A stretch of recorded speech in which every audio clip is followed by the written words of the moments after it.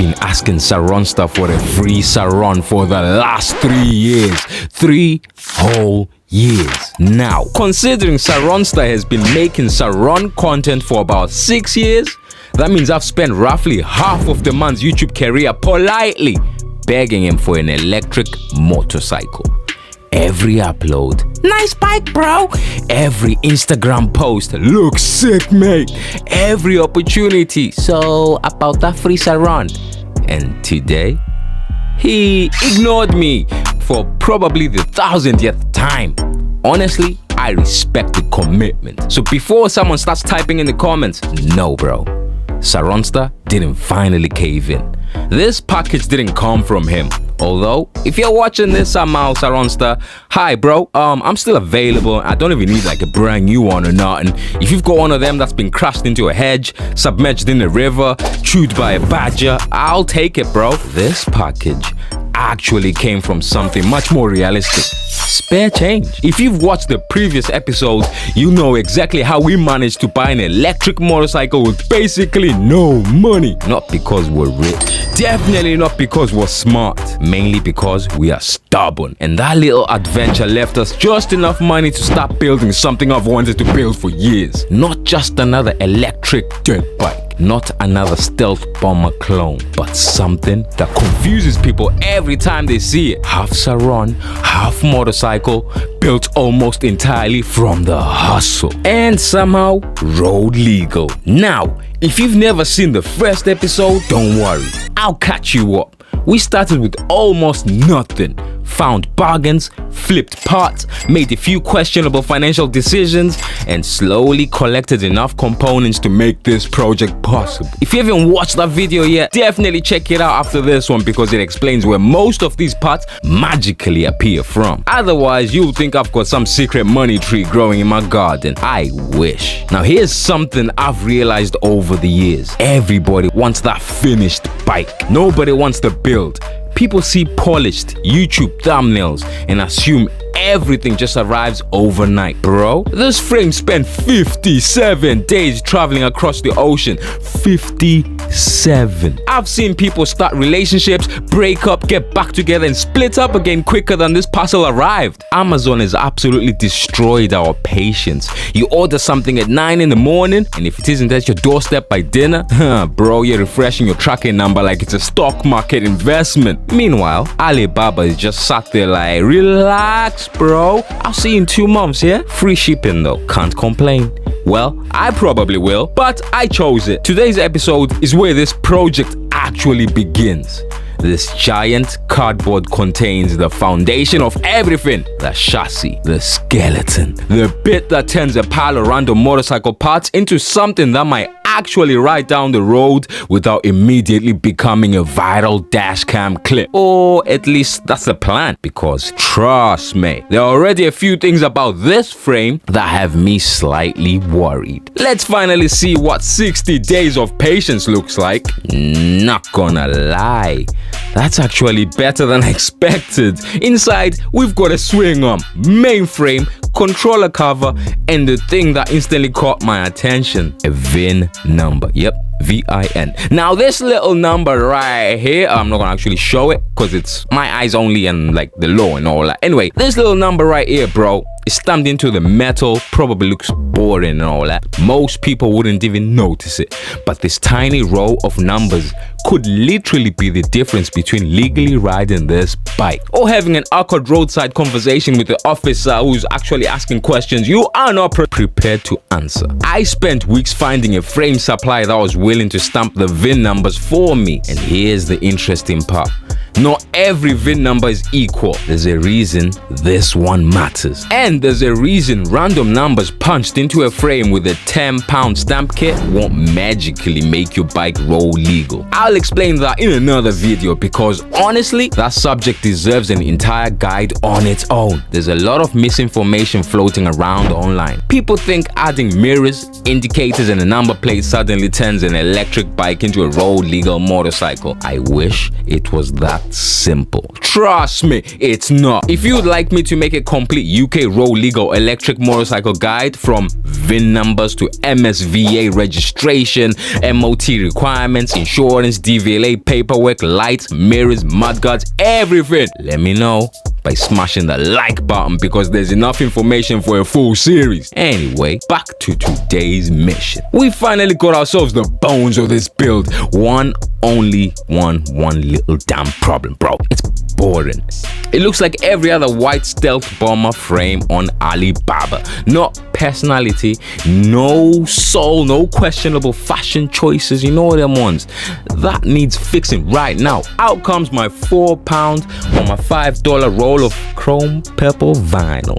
Yes sir, from AliExpress. Now before anyone starts shouting, no, just powder coat it. Bro, this entire build exists because I'm trying to spend no money. If I start powder coating frames, buying titanium bolts, carbon fiber mudguards, CNC everything, we've completely missed the point. This isn't a budget build anymore. It's a poor financial decision making with extra steps. You know them ones. Vinyl wrapping is honestly one of the cheapest ways to transform an electric bike. It also has another benefit. If you get bored, peel it off. Try another color. Mess it up, start again. Try doing that with paint. Little DIY fact for anyone wanting to wrap their own frame. Heat is your friend. Stretching is kind of your enemy a little bit. The more you stretch the vinyl, the more it wants to shrink back later. That's why you often see corners lifting after a few weeks, bro. Patience beats muscle every single time. Unfortunately, patience isn't exactly one of my strongest personal traits. That's probably why I build electric motorcycle instead of model airplanes. Because this could look amazing, or like I've wrapped it with leftover quality street wrappers. We'll find out together. For anyone thinking about wrapping their own bike, here's a little trick I learned years ago. Always clean the frame properly first, not just with water. Use Isopropyl alcohol. The smallest bit of grease from your fingers can stop adhesive bonding properly. Another mistake beginners make is trying to cover impossible shapes in one piece. Professionals don't do that, bro. Sometimes two neat joints look far better than one horrible wrinkle. Nobody notices a joint, everybody notices a wrinkle. As for me, remember when I said patience wasn't my strong point? Yeah, that becomes obvious right about now. Instead of waiting 5 minutes to find a proper Stanley knife, I grabbed the nearest scissors. Instant regret. Scissors and vinyl don't go together that well. It's like Crocs in a wedding suit. Technically possible, but nobody's impressed. You just can't get that razor sharp factory edge. Every cut ends up looking slightly wonky. It's like one of those only way you notice it until somebody points it out as well. Then you can never unsee it. Luckily, I've already got a little trick to tidy these edges up later. So don't roast me in the comments just yet. This is where my girlfriend saves the day. Time to bolt some actual motorcycle parts together, starting with the swing arm. Now, this should be one of the easiest jobs on the whole build. A couple bushes, pivot bolt, job done. Or so I thought. Straight away, I noticed something interesting. This frame uses bushings instead of proper needle roller bearings. Now for road riding, that's perfectly acceptable. Bushes are actually quieter, need less maintenance, and they're cheaper to manufacture. But this is where things get interesting. If you're planning on sending your bike over motocross jumps on every weekend, bushes take far more punishment. Eventually, they wear. Then the swing arm develops side-to-side play. Then your handling starts feeling vague. Then before you know it, you're blaming your tires when it's really underneath the bike. Quick engineering fact: most motorcycle handling problems aren't actually caused by suspension. They are caused by tiny amounts of movement spread across little different components. A little play in the swing arm, a little movement in the steering head, a little loose wheel bearing. Each one feels tiny on its own. Together, the whole bike starts feeling unstable. That's why professional race mechanics check absolutely everything. Not because it looks cool, because 1 millimeter here can feel like 10 millimeters at speed. Now, speaking of speed, I had quite a few people ask me, why not just buy a real Surron? Simple. It's a bit pricey, bro. And what's the fun in that? Anyone can order something online. Build something yourself? That's a completely different feeling. Built not bought, bro. Every scratch has a story. Every bolt reminds you of a late night in the garage. Every little upgrade feels earned. That's something money can't buy. Swing unbolted up, no drama. No missing bolts, which honestly feels a bit suspicious. Projects never go this smoothly. It's like watching a horror film, everyone's still alive after 20 minutes. You know something bad is coming. You just don't know what yet. Trust me, it does. But first, let's go get some suspension on this thing. Now these are KKE forks. If you spent any time looking at stealth bomber build, you've already seen these everywhere. There's a reason they are affordable, readily available, and for road use. They actually do a pretty decent job. Are they all-ins? Absolutely not. Do they cost all-ins money? Thankfully, also no. For this project, they're exactly what I need. Most people obsess over horsepower. Experienced riders obsess over suspension. Because it doesn't matter if you've got 100 horsepower. If your front wheel can't stay planted on the road, you're just building an expensive problem. Good suspension gives confidence. Confidence makes the riders faster, not horsepower. Now, fitting forks by yourself, whoever designed this process clearly assumed humans had 3 arms. You've got 1 arm holding the frame, another balancing the forks, and somehow you're expecting to keep the bearings in place at the same time. Gravity absolutely loves this job. Drop one bearing and it immediately rolls into the place you can't reach, usually underneath the toolbox or directly into another dimension. There are 2 ways to do this. Lay the frame on its side, probably is the sensible option, or balance the frame between your legs, fight gravity, question your life choices, and hope for the best. Guess which one I picked? Exactly. One thing that's actually important here, make sure your steering head bearings seated properly. A lot of beginners tighten everything until it won't move. That's actually wrong. Too loose, you'll get knocking under braking. Too tight, the steering won't self-center properly. On a road bike, that makes cornering feel horrible, bro. And if you're aiming for an MOT test, notchy steering head bearings are one of the first things inspectors are gonna notice immediately. It's a small detail, but details are what separates a proper motorcycle build from something that's just been thrown together. With all the spaces stacked up like a game of mechanical Tetris, the top yoke finally clamps everything together. Few bolts tightened, one final check, and there it is. For the first time, this pile of random parts actually resembles the beginning of a motorcycle, an electric motorcycle. Not a completed one, not a rideable one, but finally a rolling dream. And trust me, we're only just getting started, because the next little modification divides biking community almost as much as pineapple on pizza: spoke covers. This is where it starts getting a bit controversial. The wheels, and more specifically, the spoke covers. Before the comment sections turns into a battlefield, I already know. Half of you are going to love these. The other half are going to be typing, bro, remove those immediately.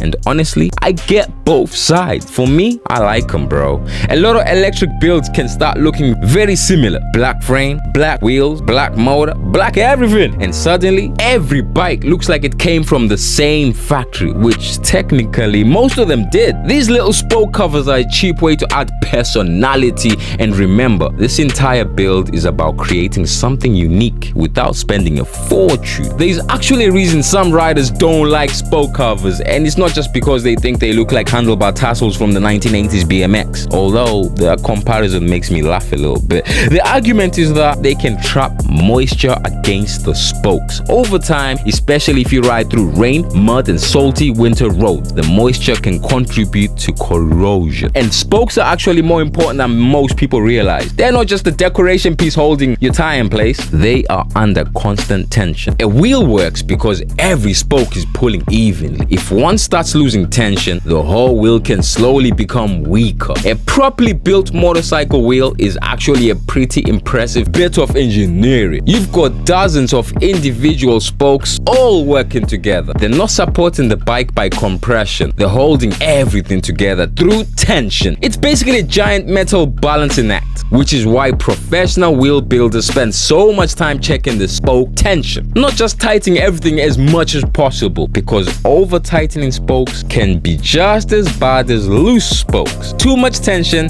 will damage the rim or stretch the spoke. Too little tension creates movement, and movement creates problems. But this isn't a race bike. This isn't a competing in the Dakar rally. This is going to be mainly street and urban riding, and honestly, I think the color suits the whole crazy idea. Because let's be honest, a stealth bomber frame covered in chrome purple vinyl with bright spoke covers, it's not exactly trying to be subtle. Remember, it's still to get the side vinyl graphics for the battery cover. This thing is basically shouted, look at me. Now, before I put the wheels on, I wanted to add another cheap custom touch, paint. Because sometimes you don't need expensive upgrade. Sometimes you just need a bit of creativity. Out came the airbrush. Now, painting the wheels. Painting the rear wheels is just one of those jobs where people get impatient. They spray one thick coat, then wonder why it scratches immediately. The trick is light layers, multiple thin coats. Let each layer build. The temptation is always to cover everything in one go, but that's how you end up with paint running down everywhere. And trust me, nothing ruins the look of a custom wheel quicker than a paint dripping down the blah. Damn bro, why? After a few coats, the rear wheel is completely different, and now with the spoke covers installed, it looks ridiculous, but in the best possible way, for me anyway. It genuinely looks like I'm riding around on McDonald's straws, which probably isn't a selling point, but somehow it works. Right time to actually put these wheels onto the frame, the moment where this pile of parts starts to become a motorcycle, electric motorcycle. Except there is one problem, actually two problems. First, I don't have the correct hex tool set with me. Second, the paint on the wheel isn't fully dry, which means this carefully planned build has hit its first delay. And instead of waiting like a normal person, my brain immediately goes, I know, let's go get the tools. Simple enough, grab the beach cruiser, electric bike, ride down, get the tools, come back, easy. Except there was something I forgot, something very important, something that should have been checked before jumping on the high-powered electric bike. The beach cruiser wasn't actually finished, not properly yet. Last week, I'd actually built this bike for bench testing, temporary wiring, temporary connections, a few bolts that needed tightening. It was never supposed to be ridden like this, but because I'm impatient and because apparently my memory lasts approximately 7 minutes, I jumped straight on. And this is where the electric bikes can teach you a painful lesson. The motor is rarely the problem. The battery is rarely the problem. Most issues come from the little things. Loose connections, poor wiring, bad maintenance, a tiny bolt that wasn't tightened, a connector that wasn't secured properly. Electric motors are incredibly reliable, but electricity doesn't care about your confidence. It doesn't care if you've made a cool YouTube video. It does what physics tell it to do. That was interesting. Definitely know how I planned that little tool run, but sometimes the bike teaches you the lesson before you even realize you needed one. And the lesson here, check your wiring, check your bolts, check everything, then check it again, because the fastest electric motorcycle in the world is still useless if the person building it can't be bothered to tighten a few bolts. Anyway, back to the actual build. Tools acquired, paint dry, time to finally install the wheels. The front wheel is relatively straightforward, although installing it by yourself is always a little fun challenge.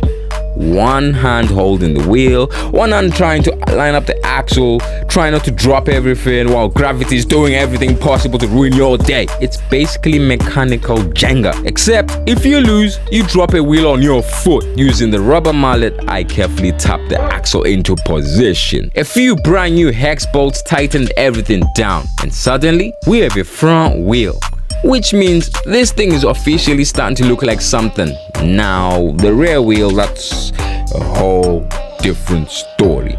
Because this isn't just a normal wheel, this is a 5,000 watt hub motor. And if you've never held one of these, the weight is surprising. It feels nothing like a 1,500 watt hub motor. That thing's manageable, but this 5,000 watt hub motor right here, this is basically a metal bowling ball with wires coming out of it. And there's a reason electric motors produce huge amounts of torque. Unlike a petrol engine, where power builds as the revs increase, electric motors can deliver massive of torque almost instantly from 0 RPM. That's why electric bikes feel so aggressive when you open that throttle. The motor doesn't need to wake up. It's basically been drinking energy drinks all night waiting for you. Now, here's another important part. Torque humps. And this is something every powerful hub motor absolutely needs. Take it seriously. The motor axle wants to twist inside the dropout because of the instant torque. Without proper reinforcement, you can damage the whole frame and can damage the dropout. And in extreme cases, you can create a very expensive problem very quickly. For this build, I'm not taking chances. This motor is held up using 4 torque humps. 2 on the inside, 2 on the outside. Overkill? Maybe. But when you're putting serious power through a homemade electric motorcycle, overbuilding is usually cheaper than repairing it. This is where I want your opinion, because I know some of you have pushed hub motors way beyond their advertised ratings. People love experimenting with controllers, voltage upgrades, and higher amperage. So tell me, what's the most power you've pushed through a hub motor? How many watts? What voltage? And did it survive? Or did it turn into an expensive science experiment? Let me know, bro. I'd love to talk to you, because I know some of you mad scientists are running setups that would make manufacturers nervous. With both wheels installed, we officially have something that resembles an electric motorcycle. The Rasta Run, my little Surron. A rolling chassis, a frame, suspension, wheels, a ridiculous color scheme, but there's still one very important problem. There is nothing stopping mud from being launched directly into my face, and trust me, the rear tire on this thing is going to throw everything. Water, mud, small stones, probably someone's lost house key. So next up, we need protection, because if you've ever ridden anything with a proper rear tire, you already know what happens. The tire becomes a high-speed mud launcher, and guess who is directly behind it?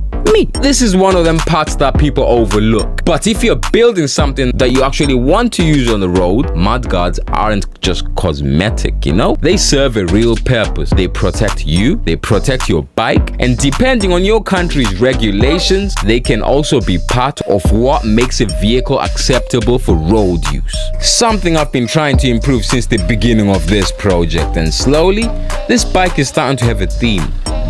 Purple and yellow.